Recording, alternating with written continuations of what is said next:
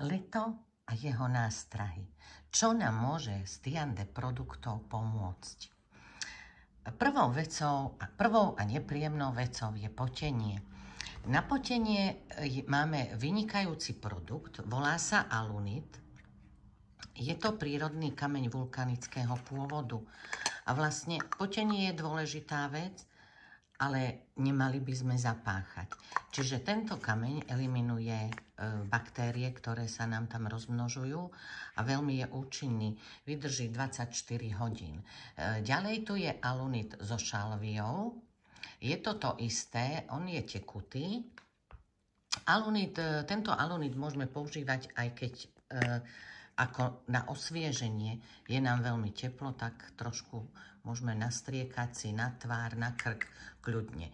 Ak je veľmi teplo a chceli by sme sa trošku ochladiť, kľudne do alunitu môžete vtlačiť nejaký kúsok slavitonu a veľmi to bude osviežujúce.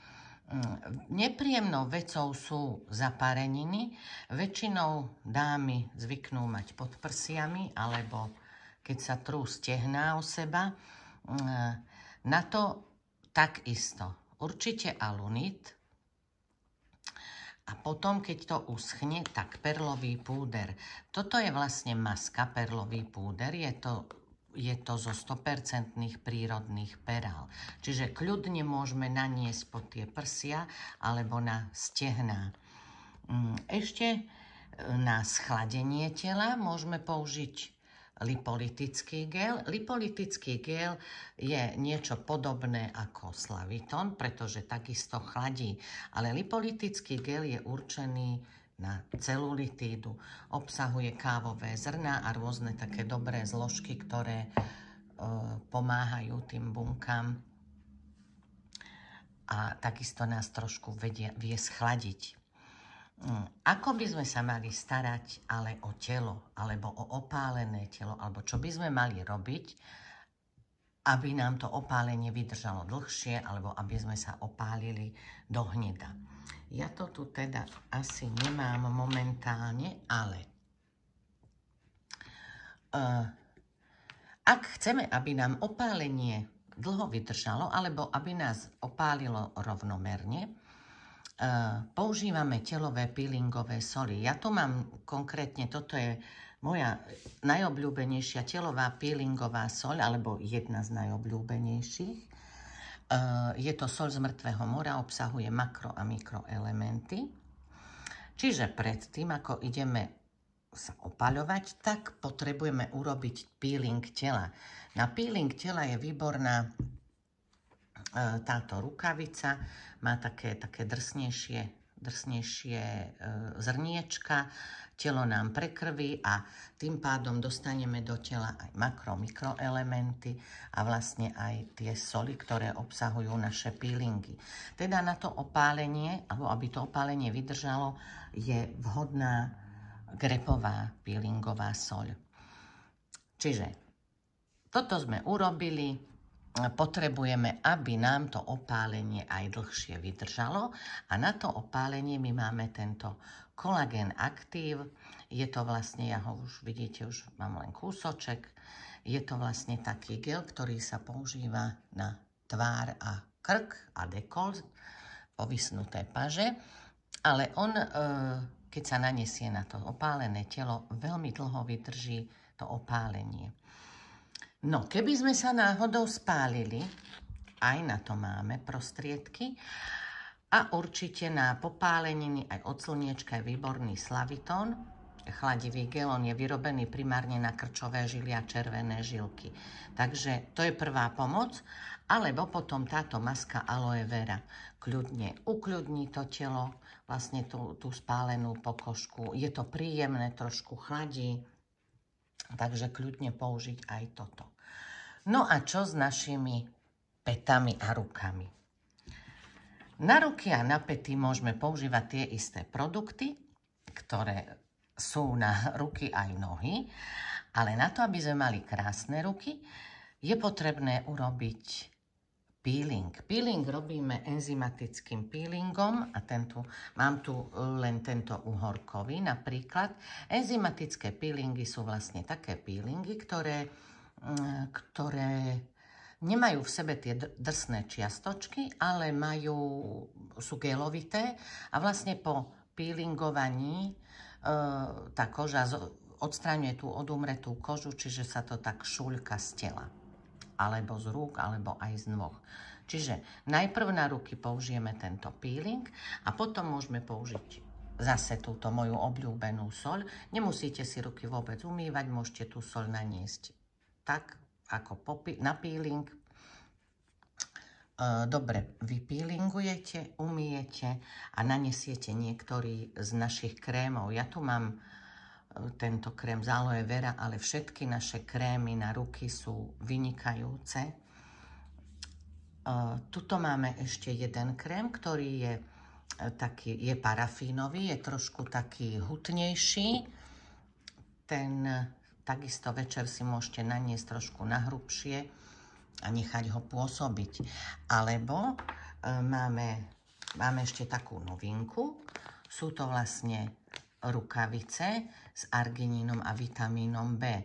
Tie rukavice môžete použiť na niekoľkokrát, není to jednorázovka, vydá to, dajme tomu, na 3-4 krát.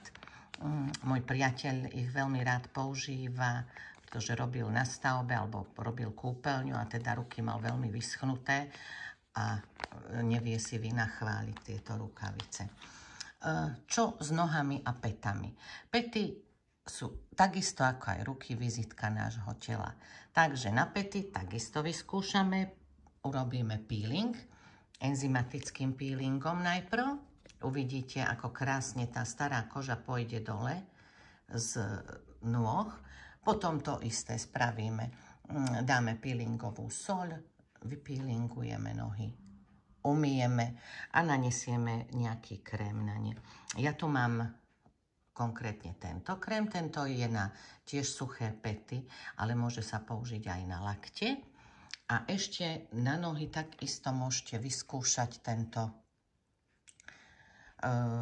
parafínový krém, čiže večer trošku nahrubšie naniesť a uvidíte, tie nožičky budú fakt veľmi super vyzerať.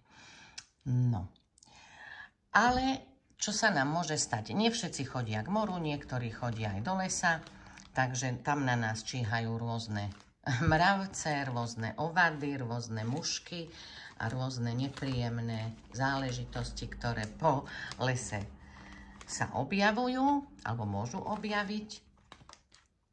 Na štípance Alunit Slaviton. Slaviton krásne schladí, Alunit to dezinfikuje. Keď idete do lesa, kľudne môžete nastriekať na nohy aj tento sprej so šalviou. Napríklad kliešte ho nemajú radi, alebo nemajú radi vôňu byliniek. No a preto, aby nás niečo neštípalo, nepoštípalo, máme naše náplastie. Ja tu mám 3 náplastie, Tiande má 4 druhy náplasti. Všetky náplastie sú výborné a nie len na rôzne bolesti, alebo napríklad táto je na močový mechúr a obličky, ale oni nám slúžia aj na to, aby nás nič nepoštípalo. Čiže odstrihnete pásik tej náplastie, nalepíte za krk, nalepíte na členky a určite vás nič nepoštípe, pretože to už mám odskúšané. Ďalšou veľmi, veľmi nepríjemnou muškou je muška, ktorá sa volá Black Fly. Je to muška, muchnička. Je to taká malá čierna muška a vie poriadne doštípať. Jedno leto som bola naozaj že celá doštípaná a tie štípance sú až mokvajúce, veľmi to svrbí, s čím som to riešila ja.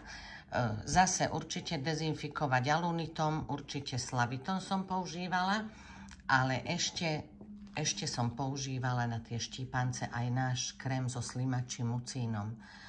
Veľmi dobre to bolo, ukľudnilo mi to. Sice tie štípance od mušky, muchničky sa liečia dosť dlho, ale pomohla som si. No a netreba zabudnúť aj na prechladnutie. Dámy po bazénoch, niektoré zvyknú veľmi ľahko prechladnúť, takže čisté plavky, suché plavky, nové plavky, nemyslím priamo z obchodu, a určite naše vložky. Vložka Jemná starostlivosť je 24-hodinová vložka, obsahuje podrvený alunit a ešte rôzne bylinky. Takže ako prevencia pre tie dámy, ktoré majú tendenciu prechladnúť po bazénoch, určite vložka. Veľmi dobré sú intímky aloe vera. Aj tieto 25-kusové intímky obsahujú metu, takže chladia. Aloe vera takisto chladia. Tak treba začať používať aj tieto vložky. V lete sú veľmi príjemné, sú tenučké, priedušné, s množstvom byliniek. A netreba zabúdať na pitný režim.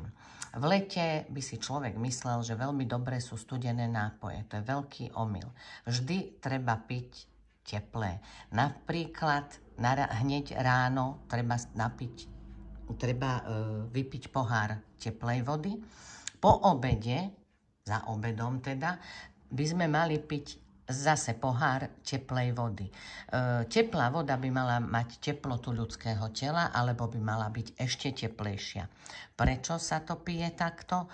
Z toho dôvodu, že vlastne keď sa napijeme nejakého ľadového nápoja po jedle, tak vlastne tá strava, tie mastné tuky sa nám v tele vyzrážajú, alebo v žalúdku, v tráviacom trakte, a to trávenie sa spomalí. Čiže keď sa napijete teplej vody, teplota ľudského tela, alebo ešte teplejšia, to telo nemusí vynaložiť toľko energie na to, aby tú vodu ohrialo. Večer pred spaním tiež pohár teplej vody. Netreba sa báť, že budete chodiť často na toaletu, ale pomôžete svojmu telu. Tak snáď som vám trošku poradila.